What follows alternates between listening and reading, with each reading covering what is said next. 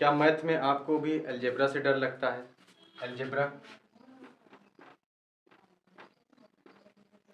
Algebra और algebraic expression से डर लगता है? या मैथमेटिक्स में जब आप एक्स, वाई और जेड जैसे लेटर्स को देखते हो तो डर जाते हो?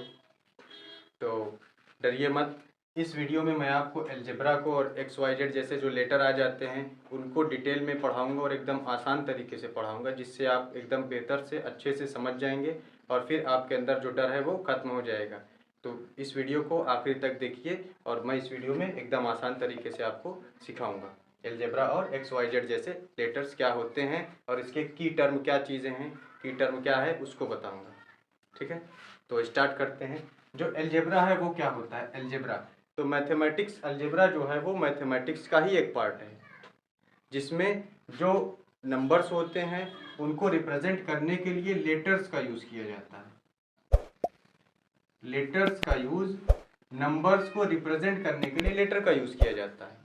एन से नंबर, तो जैसे कभी कभी एक्स हम ले लेते हैं, जो भी नंबर हमको नहीं पता रहता हम उस जिस नंबर की वैल्यू या जो नंबर हमको नहीं पता रहता हम उसको एक्स मान लेते हैं, और एक्स की वैल्यू कभी 2 निकल के आती है तो कभी एक्स की वैल्यू क्या निकल के आती है, 3 निकल के आती है।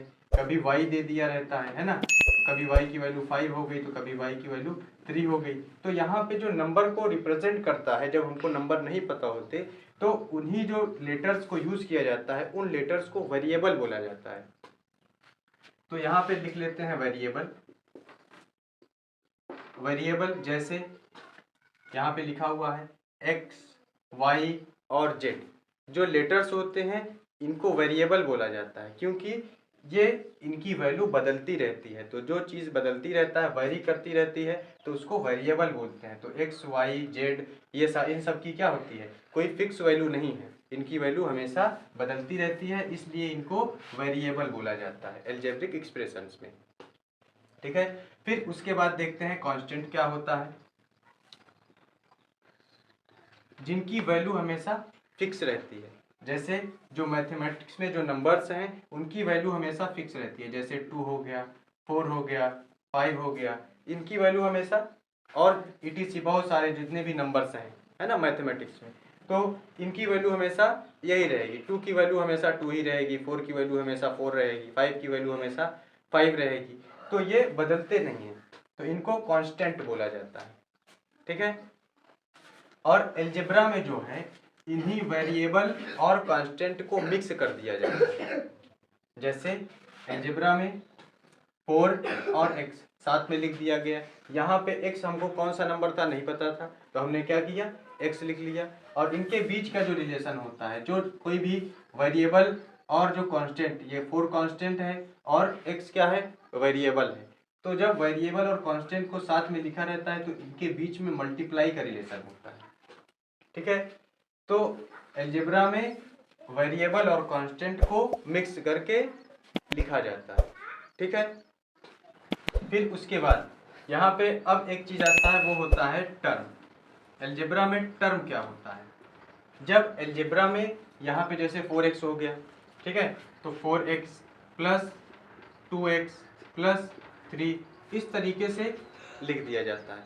तो इसको बोला जाता है अलजेब्रिक एक्सप्रेशन, इसको बोला जाता है अलजेब्रिक एक्सप्रेशन बोला जाता है। ठीक है, अब इस अलजेब्रिक एक्सप्रेशन में इक्वल नहीं होता है। ठीक है, अब यहाँ पे आपको दिख रहा होगा 4x, फिर प्लस लगा हुआ है, 2x लिखा हुआ है, फिर क्या है प्लस 3 लिखा हुआ है ना। तो यहाँ पे 2x को हम हटा के 2y कर देते हैं, इस तरीके से मान लो लिखा हुआ है। ठीक है, तो क्या इन सबको हम ऐड कर सकते हैं? नहीं, ऐड नहीं कर सकते। यहाँ पे कितने टर्म है ये हमको पता करना है, यह टर्म होता क्या है। तो यहाँ पे क्या है 4x है, फिर उसके बाद प्लस से कौन जुड़ा हुआ है, 2y जुड़ा हुआ है, फिर प्लस से 3 जुड़ा हुआ है, ये सभी ऐड नहीं होंगे इसमें। यहाँ पे टर्म में प्लस और माइनस से अलग कर दिए जाते हैं जो टर्म होते हैं। तो यहाँ पे कितने नंबर्स ऐसे हैं जो प्लस और माइनस से ऐड हो रहे हैं, तो यहाँ पे प्लस है, तो पहला कौन सा है 4x टर्म हो गया, और दूसरा कौन है 2y है, और तीसरा प्लस से कौन जुड़ा हुआ है 3 से जुड़ा हुआ है, तो ये तीसरा टर्म हो गया। फर्स्ट टर्म, सेकेंड टर्म और थर्ड टर्म। तो इसी तरीके से जो भी एल्जेब्रिक एक्सप्रेशन लिखा रहेगा, जब नंबर्स के बीच में प्लस या माइनस का साइन रहेगा तो वो क्या है, वो नंबर्स को अलग कर रहा है। तो जितने भी नंबर्स प्लस और माइनस से जुड़े रहेंगे, ठीक है, आपस में एक साथ में लिखे रहेंगे, तो उन्हीं को गिन के बताया जाता है कि टोटल टर्म्स कितने हैं। जैसे अभी हमने यहाँ पे गिना 1, 2 और 3, तो यहाँ पे क्या हो गया, 4x के बाद प्लस है तो दूसरा टर्म आ गया, और फिर प्लस लग गया तो अब तीसरा टर्म आ जाएगा। तो यहाँ पे कितने टर्म है, 3 टर्म है। टर्म इसमें कितने हैं, 3 टर्म है, ठीक है। अब उसके बाद टर्म में आप देखेंगे यहाँ पे 4x साथ में है, 2y साथ में है, और 3 अकेले, 3 कौन है, अकेले है। तो इसमें जो x और 4 है ना, 4x, तो अब इसमें हम समझ लेते हैं कोएफिशिएंट एक क्या होता है, कोएफिशिएंट क्या होता है, कोएफिशिएंट। तो कोएफिशिएंट में क्या होता है, जैसे यहाँ पे 4x साथ में लिखा हुआ है, ठीक है, और फिर उसके बाद दूसरे टर्म में यहाँ पे क्या है, सेकेंड टर्म में 2y लिखा हुआ है, थर्ड टर्म 3 अकेला है ना। तो यहाँ पे x के साथ में मल्टीप्लाई में कौन है, 4, तो 4 और x जो है वो मल्टीप्लाई में है। यहाँ पे 2 और y मल्टीप्लाई में थे इस एल्जेब्रिक एक्सप्रेशन में, ठीक है। तो क्या होता है कि एक वेरिएबल और कांस्टेंट आपस में मल्टीप्लाई में होते हैं, ठीक है। तो जो वेरिएबल होता है उसका जो कोएफिशिएंट होता है वो कांस्टेंट होता है, ठीक है। तो यहाँ पे जैसे x क्या है, वेरिएबल है, तो इसका जो कोएफिशिएंट होगा वो होगा 4। इसी तरीके से y का कोएफिशिएंट क्या होगा, तो y के मल्टीप्लाई में कौन है, 2, कौन सा कांस्टेंट है, 2 है, तो इसका जो कोएफिशिएंट होगा वो होगा 2, ठीक है। तो अभी हमने क्या बताया आपको, वेरिएबल बताया, सिर्फ लेटर होंगे, फिर कांस्टेंट बताएंगे जिसमें सिर्फ नंबर होंगे जिनकी वैल्यू फिक्स रहेगी। फिर उसके बाद हमने आपको बताया टर्म, जब वेरिएबल और कांस्टेंट को मिक्स कर देंगे तो इस तरीके का एल्जेब्रिक एक्सप्रेशन बनेगा। और एल्जेब्रिक एक्सप्रेशन में आपको टर्म देखने को मिलेंगे कि कितने टर्म है, 1 है, 2 है, 3 है, 1 है, 2 है, या 3 टर्म है, या 4th टर्म भी हो सकता है, फिर 5 टर्म भी हो सकते हैं, है ना। तो उसको इंग्लिश में बोला जाता है, उसके नाम भी हैं, उसको भी मैं आगे पढ़ाऊंगा, लेकिन अभी आपको बेसिक पढ़ा रहा हूँ तो पहले मैं गिन के बता दे रहा हूँ कि 1 है, सेकेंड टर्म है, थर्ड टर्म है, इस तरीके से, ठीक है। तो ये मैं आपको बता दिया टर्म। फिर उसके बाद टर्म जो बन रहे हैं, first term, second term, third term, इसमें क्या है, वेरिएबल भी है और कांस्टेंट भी है। तो वेरिएबल और कांस्टेंट जो आपस में मल्टीप्लाई में है, तो हमने बताया कोएफिशिएंट क्या होता है। अगर जो x वेरिएबल का कोएफिशिएंट पूछेगा तो इसके मल्टीप्लाई में कौन सा नंबर है वो क्या होगा, उसका कोएफिशिएंट होगा, ठीक है। तो ये कोएफिशिएंट हो गया। अब देखते हैं वेरिएबल और कांस्टेंट को थोड़ा सा और डिटेल में मैं आपको बता देता हूँ कि कब ये वेरिएबल होगा और कब कांस्टेंट होगा। तो जो हमने टर्म का एग्जांपल लिखा हुआ है, तो इसको हम थोड़ा सा एक एग्जांपल ले लेते हैं। एग्जांपल के थ्रू पहले वेरिएबल को आपने देख लिया है, कांस्टेंट का हमने एक एग्जांपल बता दिया है, ठीक है। अभी टर्म है, तो टर्म का एक एग्जांपल मैं आपको दे के दिखाता हूँ, एक और एग्जांपल। तो इसको भी मैं मिटा देता हूँ, इरेज कर देता हूँ, एक एग्जांपल दे देता हूँ, समझा देता हूँ एक एग्जांपल से। अभी देखो, अब हम टर्म का एग्जांपल देखेंगे। टर्म जैसे कि मान लो हमने लिख दिया यहाँ पे 3x प्लस 4y और प्लस 3z और प्लस 5, इस तरीके से हमने लिख दिया। अब इसके बाद हमसे पूछा जाएगा कि इसमें कितने टर्म है ना। तो यहाँ पे हम देखेंगे कि पहले कौन है, 3x है, और उसके बाद प्लस लग गया, इसका मतलब क्या है, अब दूसरा टर्म आ जाएगा। यहाँ पे फर्स्ट टर्म, फिर सेकेंड टर्म, फिर देखोगे तो फिर प्लस लग गया, तो इसका मतलब क्या है, ये 3z है, हाँ 3z, अब प्लस लग गया तो अब कौन सा टर्म आ गया, तीसरा टर्म आ गया, थर्ड टर्म हो गया, और फिर उसके बाद फिर प्लस लग गया तो ये क्या है, फोर्थ टर्म हो गया। तो यहाँ पे टोटल कितने टर्म है, 4 टर्म है, ठीक है। तो एग्जाम्पल आपको समझ में आया होगा, ठीक है। अब इसी तरीके से कोएफिशिएंट हमने करके आपको बता दिया कि x का कोएफिशिएंट क्या होगा, y का क्या होगा, ये हमने बता दिया। अब समझते हैं कि वेरिएबल और कांस्टेंट। अब ये टर्म दे दिया हमको, हमने इसका टर्म बता दिया। अब इसी में हमसे पूछ लेगा कि कौन से टर्म जो हैं वो कांस्टेंट है और कौन से इसमें वेरिएबल है। वेरी का मतलब अभी मैंने बताया जिनकी वैल्यू बदलती रहती है, और कांस्टेंट का मतलब जिनकी वैल्यू फिक्स है। तो यहाँ पे 3x है, तो 3 की वैल्यू हमेशा 3 रहेगी। लेकिन अभी मैंने बताया कि एक क्या है, कांस्टेंट है और दूसरा वेरिएबल है, दोनों आपस में एक साथ में लिखे हुए हैं, तो इनके बीच में जो रिलेशन होगा वो मल्टीप्लाई का रिलेशन होगा। तो 3 और x का रिलेशन मल्टीप्लाई का है, जो फर्स्ट टर्म है हमारा। अब x की वैल्यू अगर 1 होगी तो आंसर हमारा 3 हो जाएगा। अगर x की वैल्यू हम 1 रख दें तो आंसर 3 हो जाएगा। x की वैल्यू अगर हम 2 रख देंगे तो यहाँ पे आंसर जो है वो 6 हो जाएगा। तो क्या ये फर्स्ट जो टर्म है इसकी वैल्यू फिक्स है? नहीं, 3 की तो वैल्यू फिक्स है, लेकिन इसके मल्टीप्लाई में x है, इसलिए इसकी वैल्यू क्या है? फिक्स नहीं है। और x का क्या होगा? x की जो वैल्यू होगी उसको 3 में मल्टीप्लाई किया जाएगा तो ये क्या हो जाएगा? वेरी करेगा। तो इसलिए ये क्या है?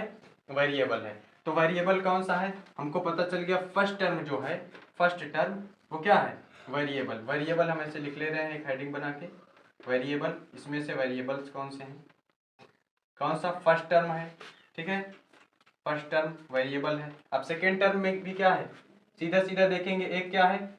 कांस्टेंट है और दूसरा y वेरिएबल है। तो कांस्टेंट और वेरिएबल जब साथ में लिखे रहेंगे तो वो क्या हो जाएगा? वो वेरिएबल ही रहेगा, कांस्टेंट नहीं होगा। तो जो हमारा सेकेंड टर्म है वो भी क्या होगा? वेरिएबल हो जाएगा। और फिर थर्ड टर्म देखते हैं। थर्ड टर्म में भी एक कांस्टेंट है और दूसरा वेरिएबल है, इसलिए यहाँ पे जो थर्ड टर्म है वो भी वेरिएबल हो जाएगा। और जो हमारा फोर्थ टर्म है इसमें सिर्फ और सिर्फ क्या है? एक नंबर है, वो नंबर है 5, और 5 की वैल्यू हमेशा 5 रहेगी, कभी भी इसकी वैल्यू बदलेगी नहीं, इसलिए ये क्या हो जाएगा? कांस्टेंट हो जाएगा। तो हमारा सिर्फ फोर्थ जो टर्म है वो हमारा कांस्टेंट है, ठीक है। अब ये उम्मीद करते हैं कि आपको समझ में आया होगा। अब टर्म में भी आपको मैं बता दूं कि टर्म भी दो पार्ट में टर्म को हम देखते हैं। टर्म में जो है कुछ टर्म लाइक टर्म होते हैं और कुछ टर्म अनलाइक टर्म होते हैं, ठीक है। तो इसके बारे में बताऊंगा मैं अभी आपको। तो सबसे पहले इसको इरेज कर लेते हैं, जो चीज़ें हैं आप इसको नोट कर लीजिएगा, ठीक है। और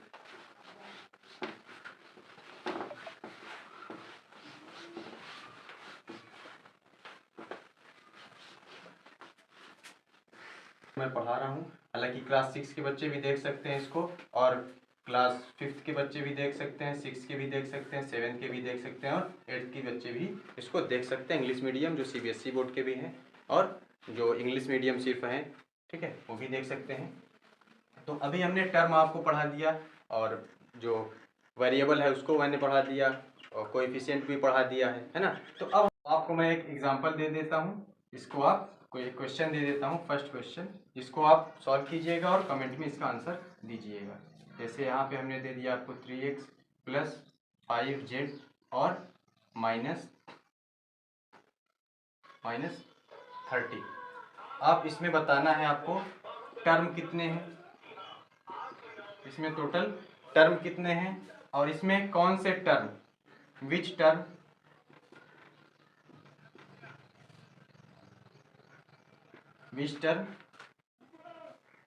कौन से इसमें कांस्टेंट हैं और कौन से इसमें वेरिएबल। इसको आप कमेंट बॉक्स में इसका जवाब दीजिएगा, ठीक है।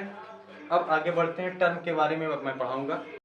अभी देखेंगे कि टर्म क्या होते हैं ना। टर्म अभी हमने आपको समझा दिया कि टर्म होते क्या है। फिर उसके बाद टर्म में हम अब देखेंगे कि लाइक टर्म क्या होता है, लाइक टर्म और अनलाइक टर्म क्या होते हैं।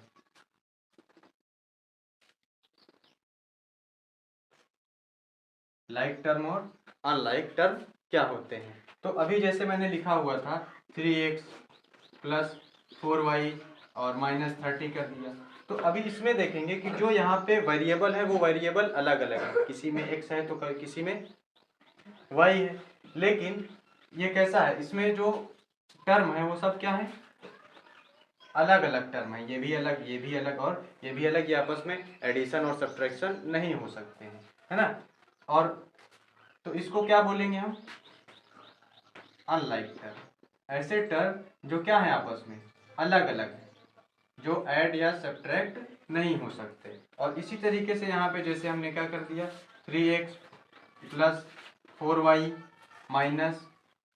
- 6x और प्लस या +6x और +2y, इस तरीके से हमने एक टर्म लिख दिया।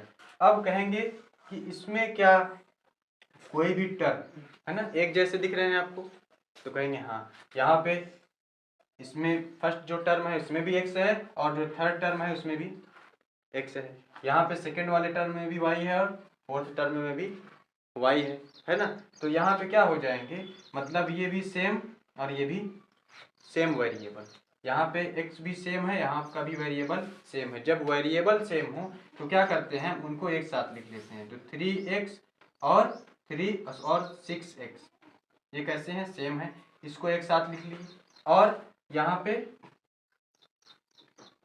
4y और प्लस 2y ये एक जैसे हैं, इनको एक साथ लिख लीजिए, ठीक है, बीच में प्लस लगा दिए।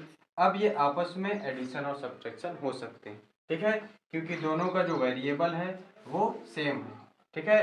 तो वेरिएबल यहाँ पे x है, तो 3x और 6x दोनों किस में है, प्लस में है, तो ये क्या हो जाएगा 9x हो जाएगा। और यहाँ पे क्या हो जाएगा, ये 4 और 2 6y हो गया। तो यहाँ पे देख रहे हैं आप कि लाइक टर्म जो होते हैं, लाइक टर्म का मतलब यहाँ पे लाइक टर्म कौन कौन से हैं, 3x और 6x ये कैसे हैं, लाइक टर्म है। और यहाँ पे 4y और 2y क्या है, लाइक टर्म है, एक जैसा है, इसलिए इसको क्या बोलेंगे, ये कैसा टर्म है, लाइक टर्म है, ठीक है, ये लाइक टर्म है। तो जब भी अनलाइक टर्म रहेंगे तो आपस में एडिशन और सब्ट्रैक्शन नहीं होंगे, ठीक है। और जब भी लाइक टर्म रहेंगे तो लाइक टर्म को हम सबको एक साथ में लिख लेंगे, जो जो लाइक टर्म रहेंगे उनको एक साथ लिख लेंगे और वो आपस में एडिशन और सब्ट्रैक्शन कर सकते हैं। तो अभी एक और एग्जांपल लेते हैं इसको इरेज करके।